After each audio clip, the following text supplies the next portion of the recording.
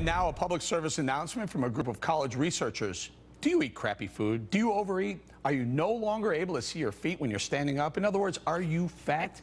Well, if you answered yes to any of these questions, it's not your fault, it's Walmart's fault. The National Bureau of Economic Research is out with a new study suggesting just that. The big box stores like Walmart are to blame for your big waistline and America's obesity epidemic. Now, Jonathan, you know what's really an epidemic? That no one takes personal responsibilities for their own actions anymore.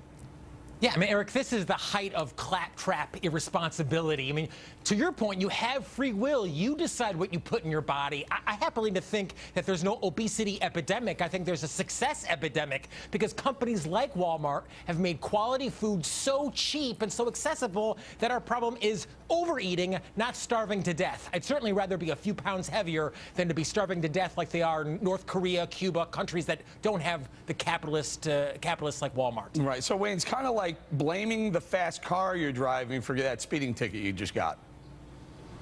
I think Jonathan is exactly right. I mean, look, here we are talking about how the proliferation of food stamps has been in America. We're trying to feed the poor.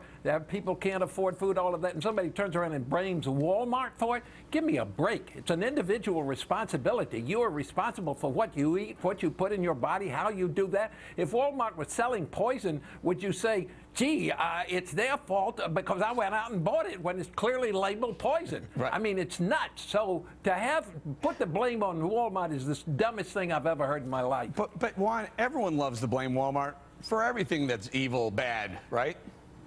That's true, and I think this is one of the excesses. This reveals, I think, exactly how thin their argument is because, you know, clearly this is not Walmart's fault if you go out and buy bad food. I will say that you go into these supermarkets today and they are all engineered to sell you not quality food, Jonathan, but fatty, cheap, processed food.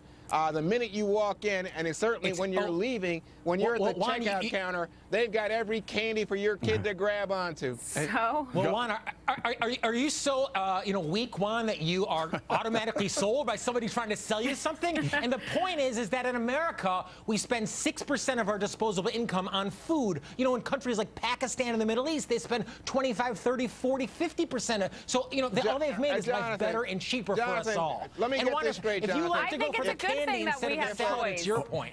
Hang on just a second. So, Jonathan, if a drug dealer approached your son or daughter with a very attractive-looking packet, you'd say, "Oh, that's up to my kid," or you wouldn't want any sanctions. Are you equating drugs? Oh my gosh, to candy. Let's stay on topic, guys. Let me stay on topic. Let me bring it to Michelle. But Walmart, Walmart also sells healthy foods, right, Michelle? It does. Yeah, I think we should be celebrating Walmart.